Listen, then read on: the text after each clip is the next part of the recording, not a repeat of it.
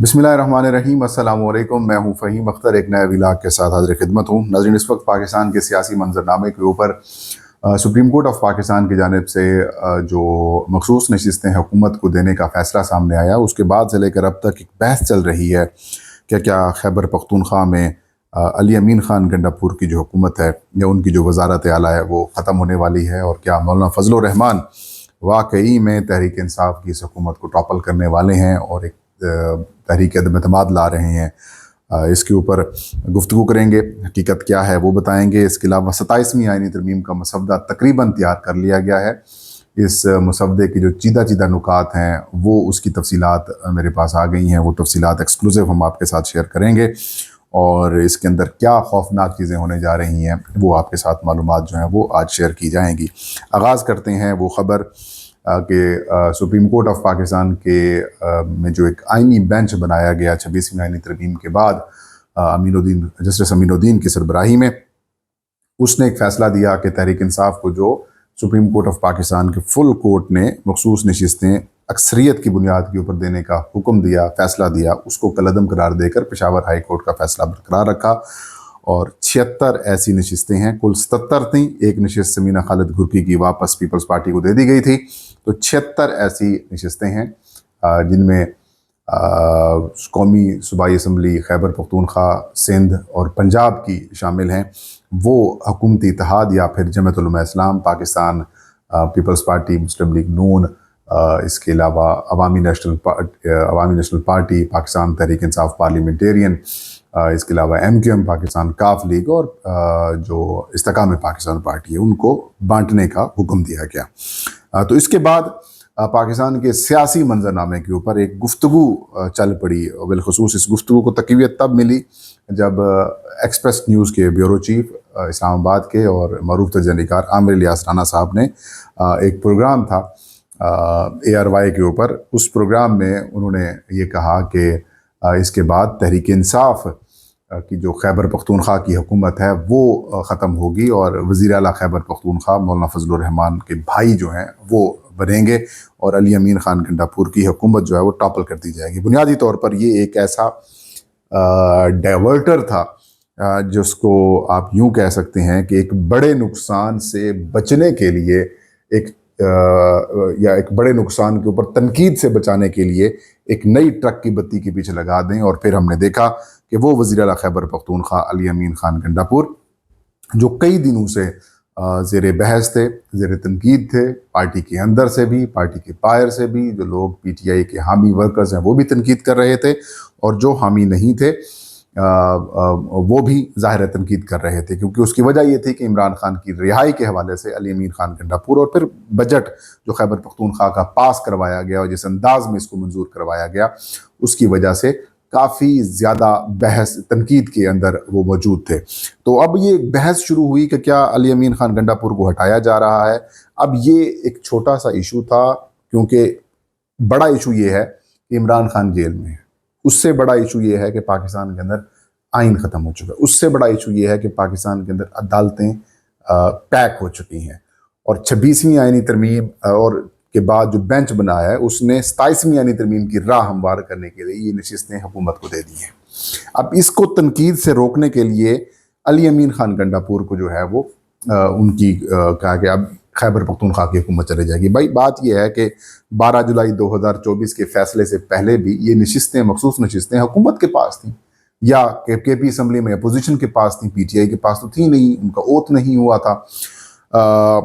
तो वो कहानी पहले से ही मौजूद थी। और अगर हुकूमत को या पीपल्स पार्टी, मुस्लिम लीग नून को या फिर हमारी इस्टेब्लिशमेंट को खैबर पख्तूनख्वा की हुकूमत चाहिए होती तो वो पहले अटैम्प्ट कर लेते। अभी की क्या ज़रूरत है। और अभी भी PTI की 105 खैबर पख्तूनख्वा असम्बली के अंदर नशिस्तें हैं, 2/3 है, 2/3 से भी कुछ नशिस्तें ज़्यादा हैं। तो फिर कैसे खैबर पख्तूनख्वा की हुकूमत तहरीक इंसाफ की टॉपल होगी।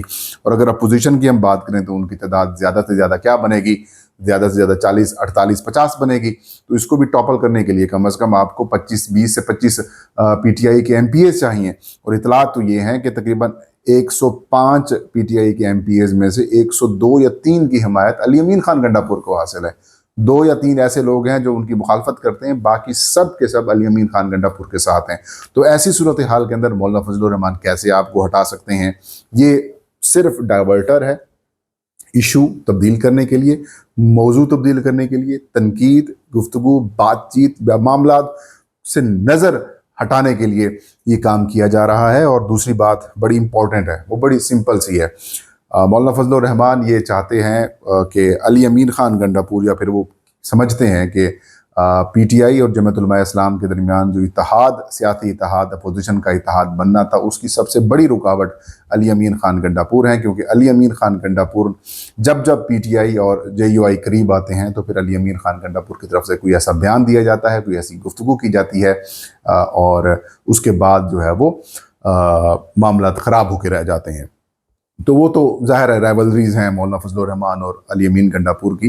लेकिन एक बात ऑन रिकॉर्ड भी होना चाहिए, जब अली अमीन खान गंडापुर सख्खर जेल में थे या गिरफ़्तार हो चुके थे, तो इन्होंने कुछ लोग अपने हल्के के भिजवाए थे, और उन्होंने मौलाना फजलुर रहमान से उनको ये ऑफ़र की थी कि मौलाना फजलुर रहमान साहब मुझे रिहा करवाएं, और मैं ये गारंटी देता हूँ, और ये जो लोग मेरी तरफ से आपकी तरफ आए हुए हैं ये इसके गवाह होंगे कि मैं आइंदा आपकी मुखालफत में इलेक्शन नहीं लड़ूंगा, फ़िलहाल मुझे रिहा करवाएं। तो ये चीज़ें रिकॉर्ड हैं। मतलब ये कि इमरान खान की रिहाई के लिए अली अमीन खान गंडापुर मौलाना फजलुर रहमान का साथ नहीं चाहते, या तहरीक के लिए साथ नहीं चाहते, या एहतजाज के लिए साथ नहीं चाहते, लेकिन अपनी रिहाई के लिए मौलाना फजलुर रहमान की मदद उनको चाहिए, तो कोई मसला नहीं है।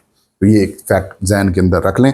और दूसरी अहम और बड़ी बात ये कि मैं देख रहा हूँ कि पूरी पीटीआई अब एक तरफ शिफ्ट हो गई है, कि वो बंदा जिसके पास पीपल्स पार्टी, मुस्लिम लीग नून को मिलाकर इस वक्त नशिस्तें जेयूआई की आप यूँ कह सकते हैं 50 के करीब बनती हैं, वो कैसे 105 वालों को गिराएंगे?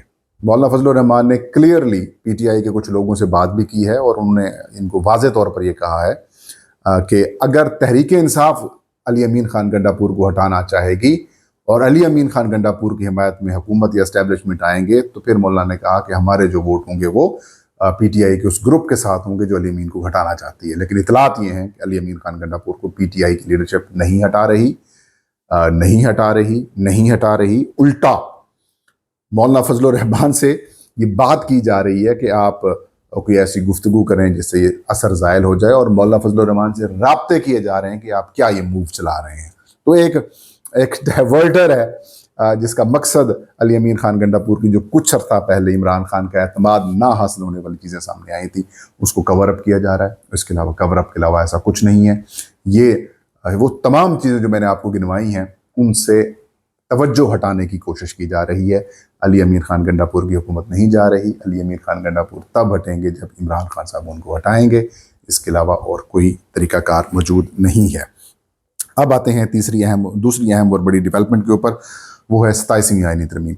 क्योंकि सुप्रीम कोर्ट के आईनी बेंच के फैसले के फौरी बाद जो चीज़ आगे होने वाली है वो यही है, 27वीं आईनी तरमीम। 27वीं आईनी तरमीम के हवाले से तैयारियां मुकम्मल की जा चुकी हैं।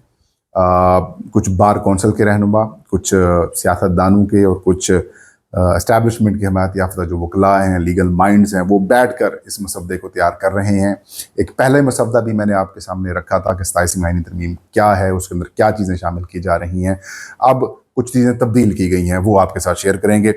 इस मसवदे के अंदर जो सबसे अहम और टॉप प्रायोरिटी जिसको दी जा रही है वो आईनी अदालत है। क्योंकि पहले जब आईनी अदालत का कॉन्सेप्ट लेके आया गया था तो उस वक्त जेयूआई और फिर बाकी जो सियासी जमातें हैं उनकी तरफ से खदशात का इजहार किया गया था, तो फिर उसके बदले आईनी बेंच बनाया गया था जिसकी सरबराही अमीनुद्दीन साहब कर रहे हैं।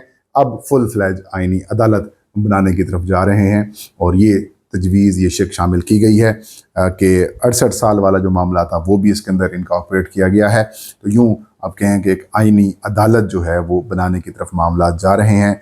अब सुप्रीम कोर्ट से वो जजेस लिए जाएंगे या फिर जो आईनी बेंच वाले सरबराह हैं अमीरुद्दीन साहब वो उसमें जाएंगे, या फिर पुराने जजेस को भी लगाया जा सकता है, जैसे काजी साहब दोबारा उसके अंदर इनको शामिल कर दिया जाए, उसके ऊपर भी मामला जा रहे हैं।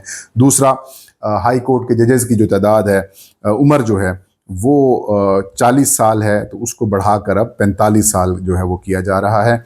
और आई डोंट नो कि इससे क्या इम्पैक्ट आएगा। फिर जो मामूली नौयत के मुकदमात, जिसमें दीवानी मुकदमात, मालियाती मुकदमात या फिर टैक्सेशन से मुतालिक जो मुकदमात थे, उनको जो फाइनल अपील थी वो सुप्रीम कोर्ट में थी, तो सुप्रीम कोर्ट से बोझ कम करने के लिए अब फाइनल अपील का हक भी हाई कोर्ट को ही दिया जा रहा है। इसको भी शिक को शामिल किया गया है। इसके अलावा जो सुप्रीम कोर्ट के जजेस का टेन्योर मुकर्रर करना था, इसके अंदर इंटरेस्टिंग ये है कि इमरान खान साहब के ऊपर मालियाती मामलात का भी मुकदमा है। इस तरीके से कोई और भी तोशाखाना वाला मामला जो है वो भी इसके अंदर शामिल है। तो फिर ये मतलब जो हाई कोर्ट से अगर खान साहब को नायल करते हैं तो फिर अपील सुप्रीम कोर्ट में नहीं हो सकेगी, ये एक ज़हन में रख लें। पहले जो इतलात आई थी वो कुछ फौजदारी की थी, लेकिन अब मामलात ये हैं कि सिविल सूट यानी कि दीवानी मुकदमात की तरफ मामला जा रहे हैं। फिर एक चीज़ सामने आई थी कि सुप्रीम कोर्ट के जो जजेज़ हैं उनकी टेन्योर मुकर्रर किया जा रहा है। मिसाल के तौर पर जब सुप्रीम कोर्ट में एलिवेट होंगे तो वो 5 साल या 7 साल के लिए होंगे, तो इस शिप को वापस ले लिया गया है। इसी तरीके से हाई कोर्ट जजेस का जो ट्रांसफ़र था उनकी कंसेंट के बगैर वाला या फिर कंसेंट के साथ वाला सो भी मामला जो तजवीज़ थी उसको भी वापस ले लिया गया है।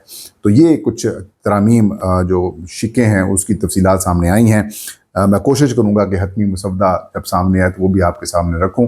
फ़िलहाल ये था आज का वीलाग। फ़हीम अख्तर को इजाज़त दीजिए। अल्लाह हम सबका हामी नासिर।